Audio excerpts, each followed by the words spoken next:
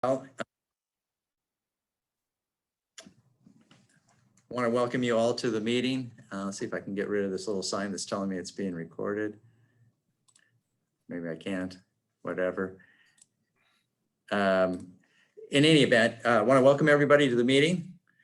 We're going to have I think, a great session, and one that's very topical for today with the drought and what have you. Talia, do you have any comments that you'd like to make before we get started with Felicia?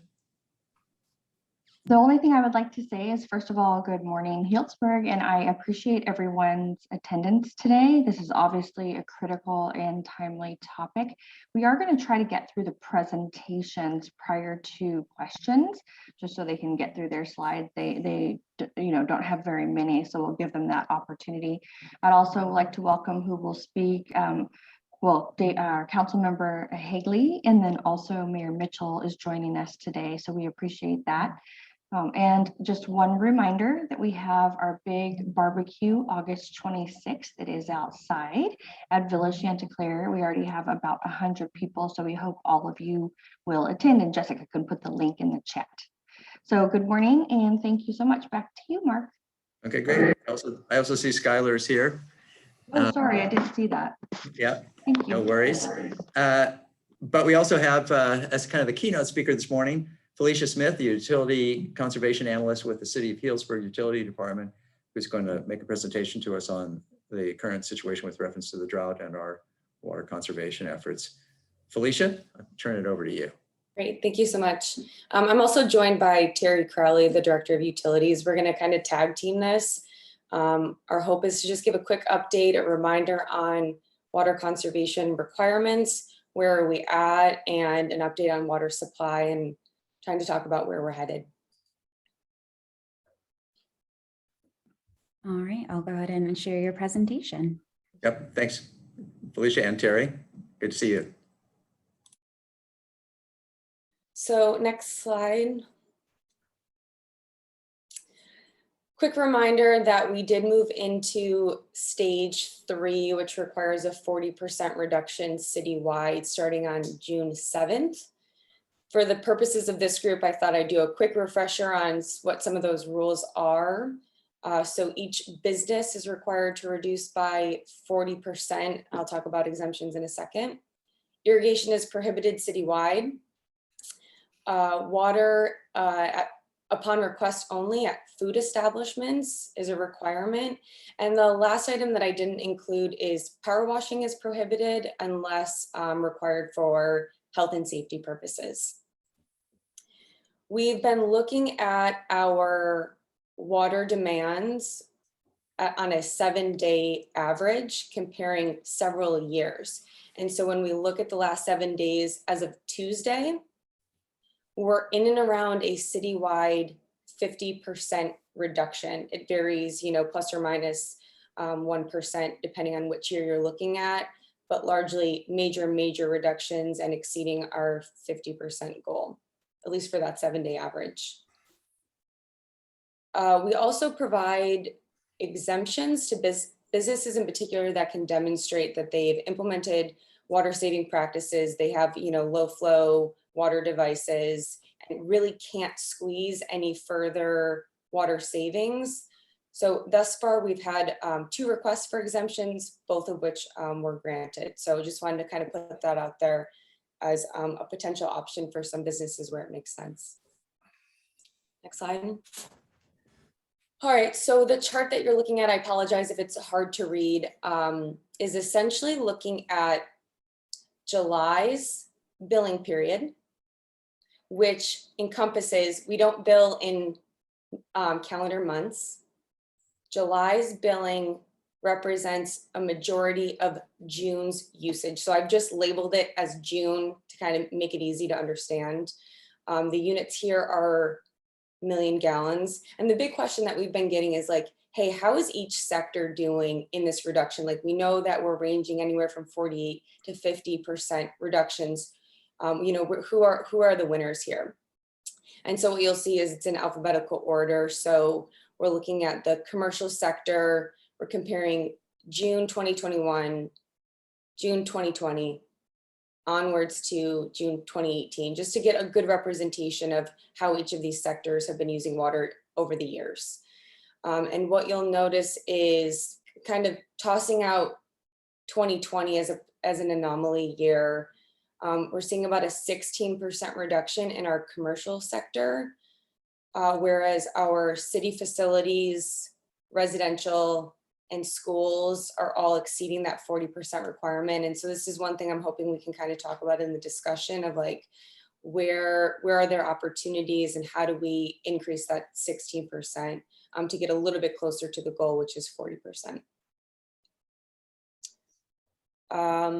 With that, I think I'm going to turn it over to Terry Crowley to talk a little bit about water supply. So thanks for letting me be here, talk about this topic. Again, this is a timely topic, very important for all of us in the community. Just want to start off with some background. And so these two graphs that you see on the right-hand side, these are storage levels in both Lake Sonoma and Lake Mendocino. The city draws water from the Russian River, which is largely sourced and supplied by Lake Mendocino. We also draw water from Dry Creek, which is sourced by Lake Sonoma. The black line shows the current storage levels and those trending downwards. The other lines show other years of storage. The purple line that's just above the black line, that was the 2014-2015 drought that we all remember. But the black line, this is the lowest storage levels that the lakes have seen since they were constructed. So lowest for Lake Mendocino and lowest for Lake Sonoma. So this is really an unprecedented situation for Sonoma water and the operations of these two reservoirs. Why that is that this year's rainfall is the lowest in over 100 years as well. So the supply that we normally have to fill these reservoirs in the winter didn't appear. And it was so low that it actually broke the 100-year record. And so this is really an unprecedented situation. And it's really causing that need for unprecedented levels of conservation so that we can get through the fall and hopefully into the rainy season and start to recover these storage levels. One of the things that the state is doing to manage those storage levels is they've set targets in Lake Mendocino. And those targets were intended to preserve 20,000 acre feet, what everybody's kind of considering is the minimum amount of water in Lake Mendocino by October 1st. Those targets were set on 15-day intervals, and the target for August 1st was not met. The storage levels dropped below that target. What happens then is the state board has now triggered the curtailment of all diversions on the upper Russian River. So anybody that has a water right from Healdsburg north to Lake Mendocino can now no longer divert water. And the only exception for that is the diversion of water for public health and safety. So if you're operating a municipal water system, you have the right to divert water for minimum public health and safety needs. And so that's what the city is doing on the Russian River side. On the Dry Creek side, those rights haven't been curtailed yet. So we're continuing to pump under our full water right there, as well as some water that we have in a backup supply with Sonoma Water. But next week, the Dry Creek water right will also be curtailed because storage in Lake Sonoma is so low.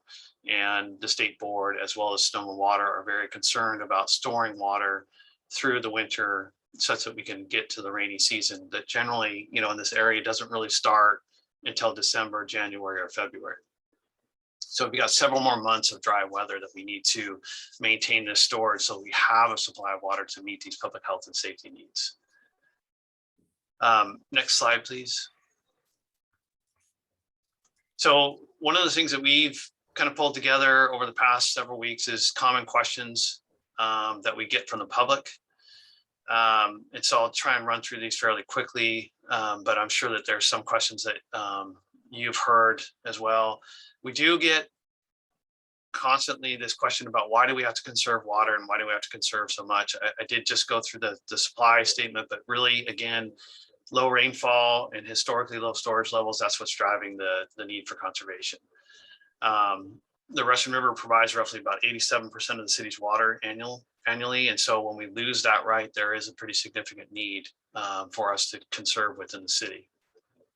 In 2014 and 2015, just as comparison, we still were able to maintain one of our larger water rights. And it didn't require the city to do such great of a reduction. This year is really different and really unprecedented. And I don't know the last time that the state has gone through and taken away all of the water rights in the Upper Russian River.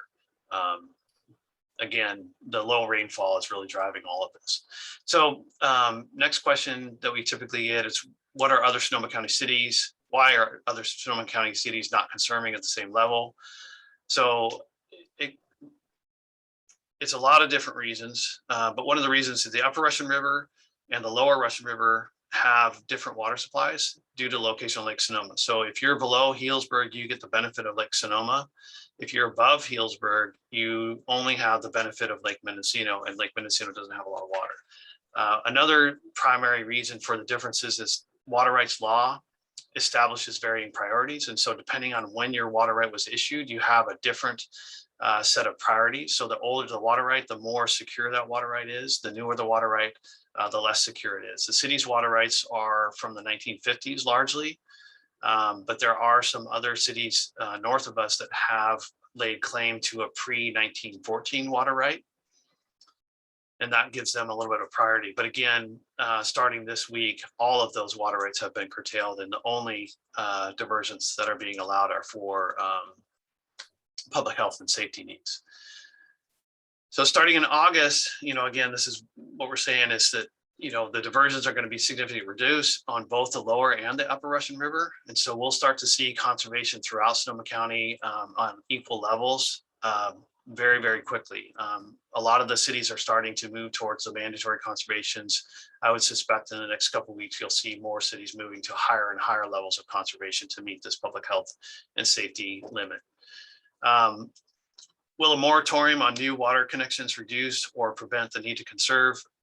So there are developments that have entitlements to connect to the city's water system, but none of those developments are in a state where they're ready to actually connect to the city's water and start using it. And again, we've moved all development and construction water to recycled water. So right now, development and construction is not creating a large demand on the city's water needs. So we really don't see a significant water savings coming from a moratorium in the near term. Long term, the process that we're looking at is called the Urban Water Management Plan. That looks at the long-term growth of the city against the city's water supply, and it looks at the city's water supply in a varying of scenarios. One of the scenarios is actually in a normal year, and so what does that look like? And then we look at a single dry year and then multiple dry years and what those restrictions on our water rights would be. That Urban Water Management Plan, we're planning to have a workshop on August 23rd. If you want to learn more about what the city's water supply is, what the city is forecasting as far as growth and demand on that water supply, that will be the meeting to attend. Next slide, please. Have our top water users cut their usage by the required percentage? Each of the top water users compared to 2019 and 2020 usage have reduced water consumption. With savings totaling over 3.5 million gallons, and all have met the 40% target. So the top water users are doing it a lot, similar to many, many, many other water users in our system. The thing I think to remember is with the city, we have 4,500 water connections. A lot of those are not big water users, but small water users that add up to a total usage of water. And again, we need everybody to concentrate on the savings and do everything that they can to keep and maintain this 40% target. Because again, we're at the situation where we need to really be diverting water for public health and safety needs.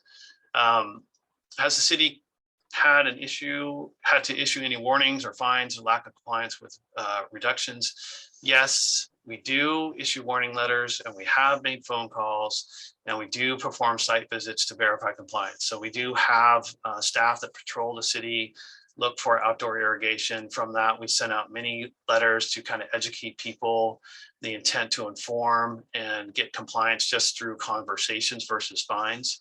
And that's worked very well for us. So to date, we haven't had to issue any fines.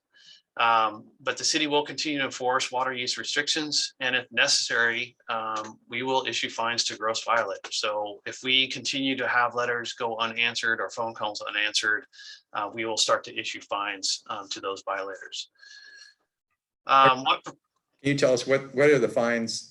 So the fines, so the city has an administrative fine that we can levy for violations of the city's ordinances, and those are up to $1,000 per day. So it can add up pretty quickly.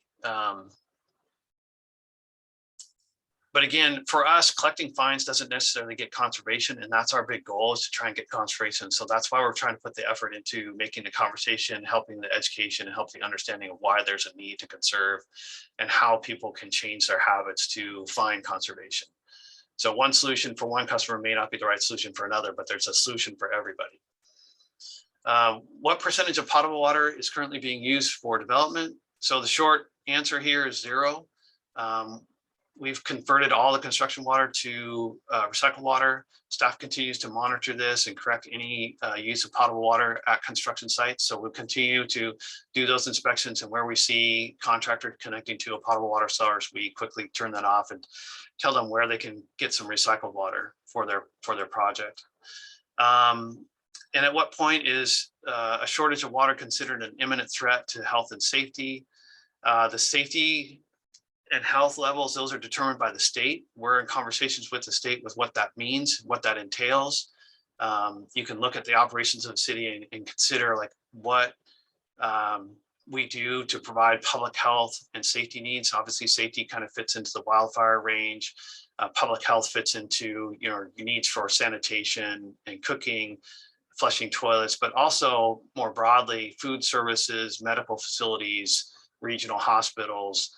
Those are all part of this support structure that's public health. And if we look at businesses that were considered essential during COVID, that is an indication of what would be necessary for public health or essential needs. But the state determines that amount of water, and the city has continued to divert at least that much. And so once we have that discussion and finalize it with the state, then the city will know exactly what our diversion levels are. At this point in time, we've told the state that we're going to continue on our current level of conservation and maintain that unless we hear other directions from them.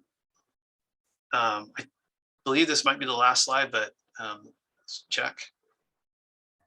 Yeah, so Felicia and I would both welcome questions at this point in time, and we'll answer them to the best of our ability. All right, let's see. We have anybody out there with questions? If you could, would you raise your hand and then we can spot you? Or just speak up.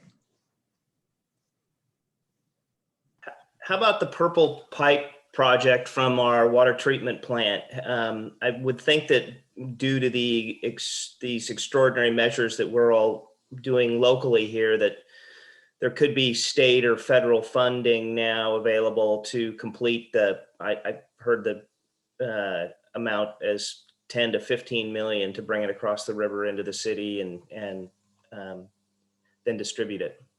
So we are working with state resources to find grant funding for that project. And the grant funding is being developed, it's being improved at the state level, so the applications aren't yet ready for us. And so we're trying to look at the state level first. There are some potential options at the federal level, but we think that the state level is probably more appropriate for Healdsburg and might be a better option. But we are looking at that grant funding, but we haven't received anything. And we haven't received an application that we could apply for yet. One of the things I will try and make a point of is the recycled water pipeline does help with our water supply, but it's not the whole or complete answer. So that recycled water pipeline would probably on an annual basis deliver between 30 to 40 million gallons of water, and that would offset 30 to 40 million gallons. But in a typical summer month, the city uses about 70 million gallons. So again, the recycled water pipeline comes into town. It is a help, but it's not the complete answer. And one of the other projects that we're looking at is groundwater wells and seeking funding for that. We just a couple of weeks ago released an RFP so that we can study 3 different locations in town, really look into the feasibility of it, identify what the permitting requirements and what the cost for that would be. Once we have that feasibility study completed, then we're going to continue to apply for grants and try and move that project forward such that we have a little bit better stability in our water supply going forward. That's not to say that conservation isn't very important ongoing. I still think that in dry years, and we do expect that there will be dry years in the future, that conservation will be a continued need within the city. Yeah, and I understood that some of those grant funds required kind of already projects, and I didn't, you know, other than bringing the water across the way, I didn't know if we had any of those would actually. Yeah. And from what I understand, if we're cutting off all the irrigation, that's the biggest portion of that we'd use it for in the first place. Yeah. So the irrigation is the biggest portion we use it. There's some counter and downside to it. The sites that we're looking at for the recycled water pipeline are largely athletic fields, you know, things that support youth sports, adult sports, outdoor activities. And so having those through drought years is pretty critical to maintaining public health, in my opinion. And so that's exciting about to having that reliability and that source of water during these drought years that will continue. But yes, it is a shovel-ready project. It does have environmental approval. There is a little bit of the construction design that we would need to polish and adjust, but it's as close to shovel-ready as anything that we have in the pipeline. And so that would bring it to all the playing fields, and I assume the golf course, those type of areas, or no? Yeah, not necessarily all the playing fields, but the big fields that it's going to bring it to is Badger Park. It'll bring it to the golf course, the cemetery, Healdsburg High School, and I believe another elementary school, Fitch Mountain Elementary School. So it hits some major parks. Oh, and Rec Park as well. So it hits some major parks, some major areas that have constant activity and programs on them. And so that helps us continue those athletic programs, basically that health component of the city. No, that's great. Okay, Talia?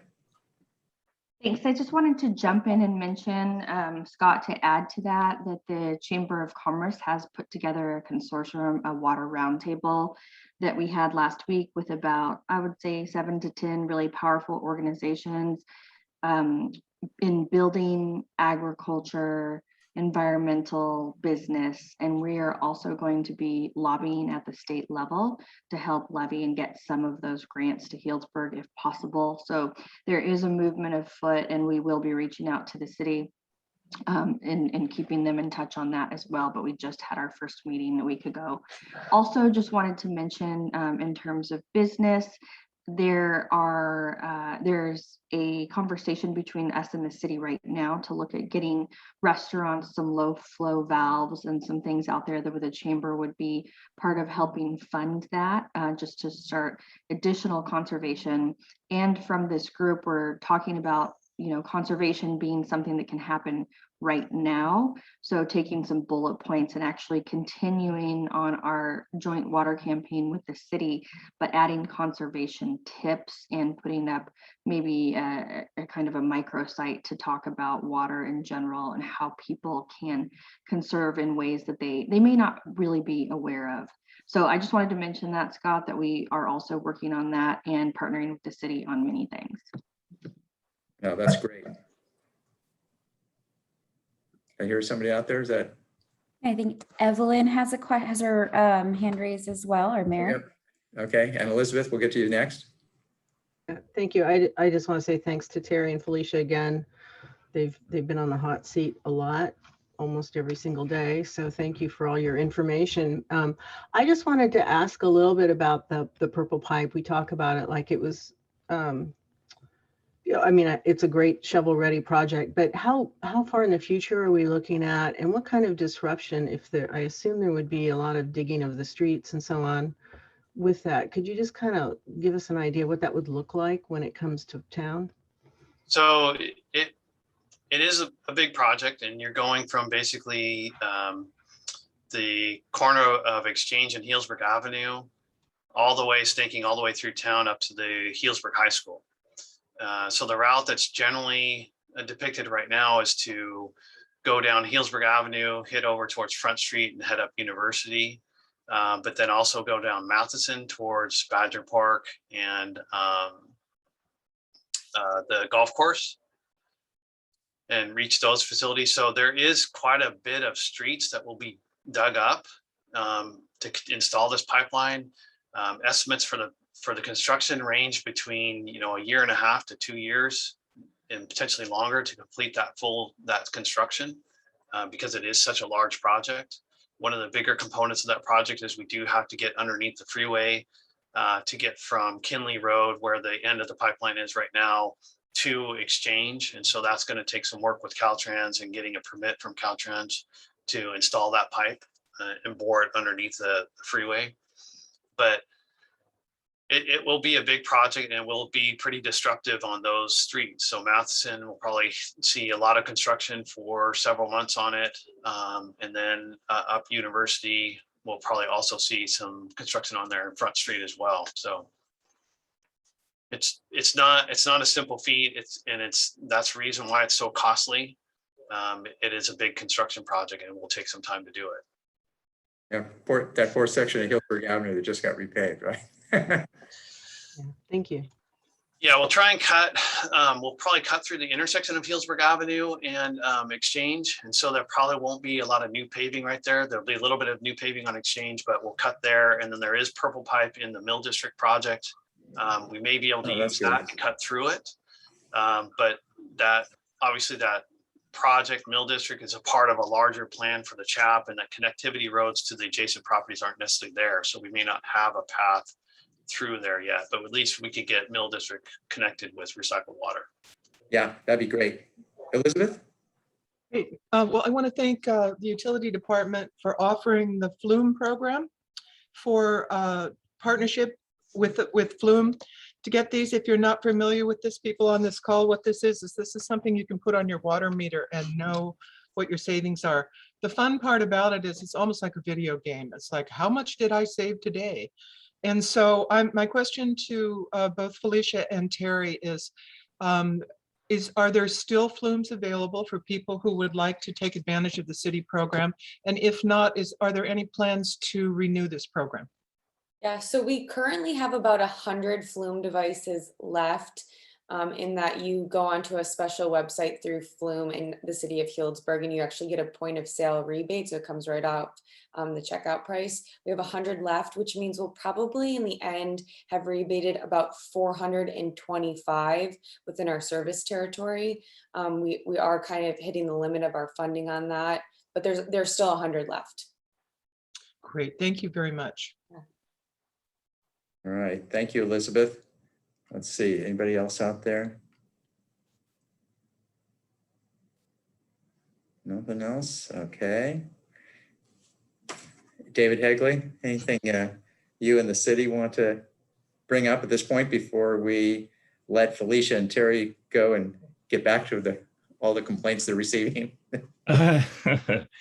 I don't think I really have anything. I'm sorry, I had to jump off on a call, so I missed part of it. I just texted Terry, and so I'll just ask him in person. Did you cover if people discover leaks and then refunds on their bill if they repair the leaks? Did you cover that? We didn't talk about that, but that is another source of potential conservation, is really to monitor your system within your residence and your business. And to watch that usage from the monthly bills. And if you notice there's higher usage than what you might expect, you might want to walk around and look for a leak. There's also some information on the city's website about how to detect a leak by looking at your water meter, little dial that continues to spin if there's small usage. But the Flume devices also help detect leaks as well. If you do find a leak and you do repair that leak, keep the receipts for the cost of the repair. And then call our billing department, and what we'll do is we'll look back at your usage and we'll refund you any charges that we had for that per unit water. We're really trying to incentivize people to repair leaks quickly, to save water, and be really conscious of how that water is being used and putting it to the best use. And leaks aren't really the best use for water.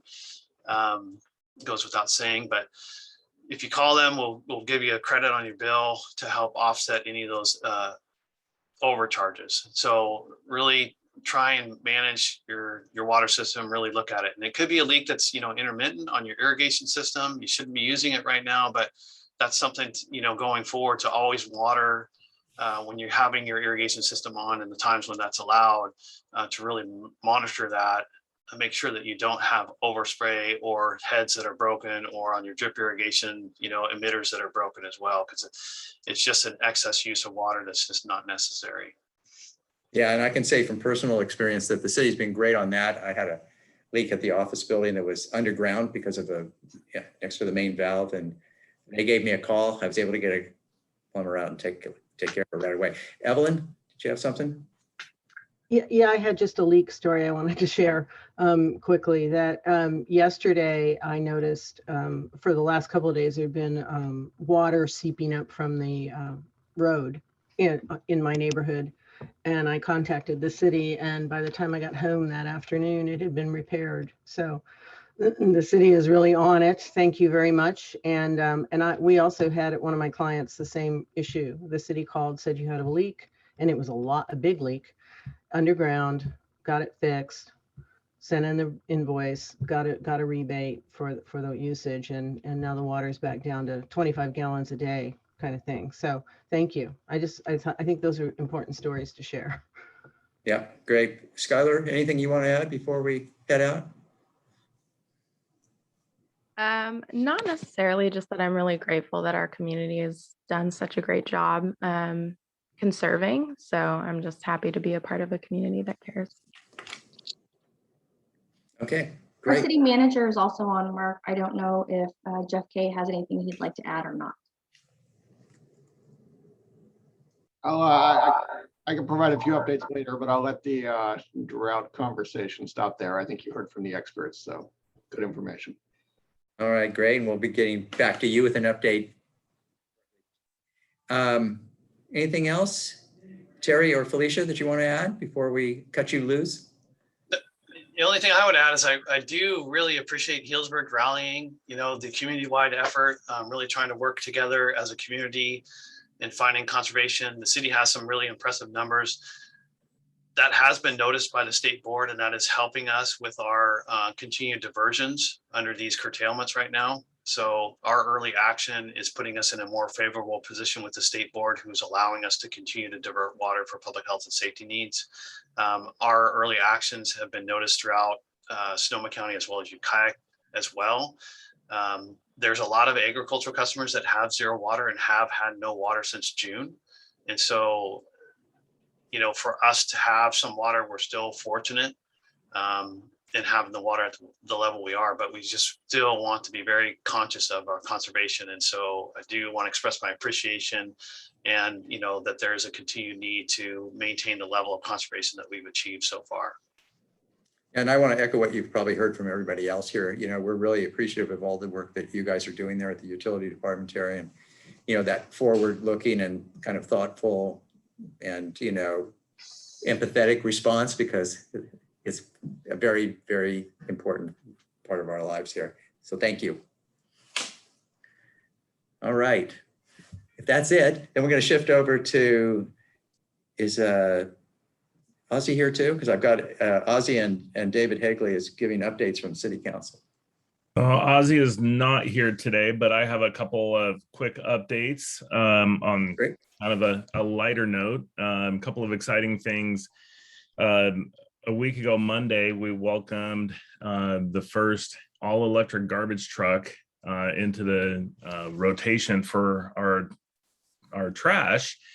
And this is kind of an exciting thing. When we renegotiated the Recology contract, that was one of the clauses that we put into the contract, that when that technology is available, Healdsburg, because we're a publicly owned utility, we wanted to make sure that we got the very first truck. And then we got the call about a week and a half ago saying, hey, it's ready and it'll be up here on Monday. So that was kind of exciting. And it's what they're doing is they're starting out with the downtown area to really focus on, how long the charge holds. Right now, the truck is being charged at the Recology center down there off of Standish Avenue, just south of the car dealers down there. And by the time it gets to Healdsburg, it uses up 20% of the charge. And so it's got a fairly short route up here, but then it can do its laps, pick up the garbage, and then drop it off at the transfer station and then head back. So there's a lot of things that from a data standpoint where the truck itself has it'll be sending information back to the manufacturer. So they can gather all that data. And the Recology folks are saying that within 3 to 6 months, they could probably come to the city and kind of give us an update. But these type of pilot programs are really important because it helps really move the needle going forward, where some of the questions that they want to understand is what happens to the charge as the load gets heavier. As they go further, what happens toward, you can't run the truck down to zero. You don't want to go all the way down to zero. So what happens? I think anybody that's had like an electric leaf blower or anything, when the battery starts to go low, the power output's a lot less. So they're tracking a lot of that stuff, which will really help to move that technology forward. And because we've got our foot in the door with the pilot program, then hopefully next we'll get the next version of the truck, and maybe they're collecting over on Fitch Mountain to see how it performs on hills, things like that. So that was really exciting. The other thing is on Monday, we are going to be getting our first all-electric bus, Route 67, which is the Healdsburg shuttle. And the Sonoma County Transit Authority, SCTA, is going to be bringing that in. If you want to see it, go to the Safeway parking lot on Monday morning at 11:45. And I believe it's the same bus that Sebastopol has that they put into service. So that's something that they're starting to work through. And that's something that our community has been asking for, as an electric shuttle. So again, as this technology comes along, it's great that Healdsburg can participate in moving that forward. And you can see from the picture behind me, that's our floating solar project. There's a lot that we're doing. So it is pretty exciting on that, on the all electric front as we go toward that direction. The other thing I want to just touch on, and then I'm happy to answer some questions, is if you haven't checked it out, the city, along with the chamber, did an affordable housing forum, and it wasn't really geared toward the, all the RENA numbers and digesting all that for the kind of I call them like the inside baseball people that deal with affordable housing all the time. It was really geared toward the employers, employees, and just our general community to really understand, okay, what is, the average pay for this type of job in Healdsburg. The goal is to get the HR directors and the employers here in town to really understand if they've got a job opening and it's paying $20 an hour, then they can look at a chart and go, oh, well, that employee could qualify for this type of unit in this area median income range. So it helps people understand, kind of demystify some of the coding and what's coming in, and some of the fear about what affordable housing means and what it looks like and who's going to be living there. And it really kind of, I think, helped clarify for the community and the employers to say, hey, that my employees will fit in that range. And there's an opportunity, and we really want our local employees and people that used to live here in Healdsburg, try to get them back into our affordable housing units. And these are going to be brand new units that are energy efficient, water efficient. And so I think it really does a lot to improve the quality of life for a lot of people. And I would love to have all of those filled with our, the local employees, and it would hit so many targets from people living and working here in town. So it was a really well done program. So I would recommend, I don't know if Talia will repost the link, but it's a very good program to just check out, especially if you have employees and you really want to understand who can qualify, what the process is for all the affordable housing units that are coming down the pipeline. Thank you. All right, well, thank you, David. Anybody have any questions for David or Evelyn or Skylar? Well, we've got them kind of captive here. If not, then let's move over to Jeff Kay, get an update from the city manager. Jeff? Sure. Thank you, Mark, and good morning, everybody. I'll just add a few things. And David and I were conspiring this morning, and we'll try to share some with all the drought talk, which is important. It is priority 1, 2, and 3, I'd say, for us right now, but we will try to share some happy stuff. We do continue to work on other things, I promise, and some good news coming as well. Before I get to the good news, I will just acknowledge also that there's, we are working through some changes in the pandemic and the COVID situation as well. That's frustrating for all of us. Obviously, here we are on Zoom again.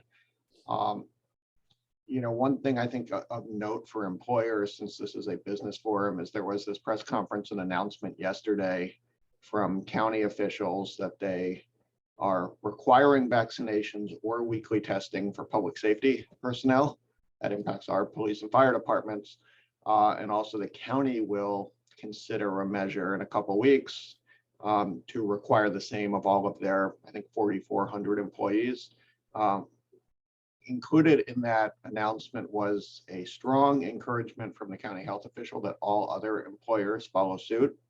So I'll leave that out there. It's something we're certainly looking at as an employer. I'm certainly open to anything that improves the safety of our staff and the community, the people we work with. Right now, the testing component of that is looking a little challenging, and there's some things to work out, especially for those of us who have bargaining groups that need to be consulted on these things before you can impose them. Where do people get that testing? They get tested on company time. Do you pay for the testing? What happens if the test results are delayed? So there are some logistical challenges to that we're all thinking about, but I just wanted to share that that's something. There was a pretty strong encouragement for all employers that came out of that yesterday. So something, if you haven't seen, you may want to take a look at. And then, as promised, some happier things coming up. We do continue to work on things. At the next city council meeting, two pretty exciting updates. One will be we'll be bringing forward the public art master plan for council consideration. As I think you mostly know, that's been in the works for a couple years now. It got a little delayed with everything going on, but it's wrapping up. We've had a community group partnering on that. We've had lots of community meetings, unfortunately digital for the most part. So exciting project, and it's a way for us to organize a lot of really good activity around public art in the community and trying to give that a little extra energy. So that's great news. We'll also have a design update for the 3 North project, the Purity Building. You'll recall that the City Council approved a funding agreement with the Foley Family Foundation for that a few months ago. And so it's been quiet if you haven't been on the design team. But I assure you, our group's been working really hard and making great progress. So chance to see some pretty pictures and some progress on that at the next city council meeting. And then likewise, just a couple meetings down the road, we'll be bringing forward a parks master plan, which includes a number of facets, but most significantly conceptual designs for the reworking of Badger Park. If you haven't seen that, I encourage it. In addition to giving that park some new life, there's an opportunity to pull out some invasive species and really connect to the river more effectively, which is something I'm really excited about. I think it's a really great project. And then also the park up at Saggio Hills, the Montage area. We got our hands on a big piece of land from the developer, and they've graded it, but there's a lot more work to turn that into a functional park. So the design of that will be coming forth to the city council pretty soon too. The drought certainly does throw a wrinkle at that, and we need to be very mindful of what do future parks look like given our water supply. But nevertheless, I can say really honestly, I was just blown away when I saw some of these park plans upon my arrival here. So I'm excited to get those designs over the finish line and then turn to the real work, which is pulling together the funding and getting them constructed. So that'll take a little bit of time, but I'm excited. And if anybody has an interest in any of those projects, I would encourage you to keep an eye on the city council agendas and be sure to attend, or just watch the Zoom after the fact at your leisure. So good stuff coming. I look forward to my first day as city manager when we're not in a declared state of emergency, but I'm pretty sure that won't be in the current calendar year. So in the meantime, we're going to do our best to actually try to keep responding to those emergencies and getting other things done. So we're going to try to focus on some of that good stuff a little bit in the weeks to come. So. Yeah, I was thinking about that, Jeff. I mean, as soon as you stepped into the office, you've been hit with one thing after another.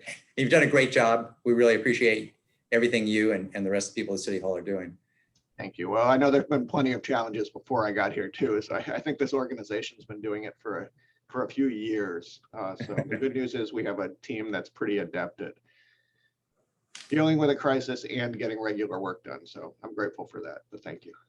Yep. And over the years, the other thing I've really been grateful for is the cooperation between the city and the chamber and in general, the business community. It's, I know it's a smaller town, so it's probably easier to get your hands around some of this stuff, but they actually do. And, I know that over the years, we've been kind of an example for other cities that have come by to take a look at what that has done. And Talia, you've been a large part of it since you've been here too. So we appreciate everything the chamber's done as well.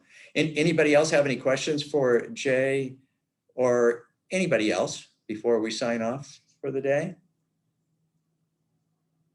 I see any hands? No. All right, Talia, any closing comments you have, or Jessica? Oh, just thank you so much for attending this morning, and keep an eye on our website and social media channels for updates on anything. And I look forward to seeing everyone at the barbecue on August 26th. Great. But we did add the housing link in the chat box, Mark, so everyone can take a peek at that David was mentioning. Yep, and I saw that the Flume link was put in there too. If you didn't catch that, you can go over there and tag it and take a look at that. That sounds like a really interesting and fun, possibly fun thing, according to Elizabeth. Okay, well, thank you, everybody. Look forward to seeing you next month. And again, thanks to Felicia and Terry, Jeff and David for everything. Talk to you later. Thank you, everyone.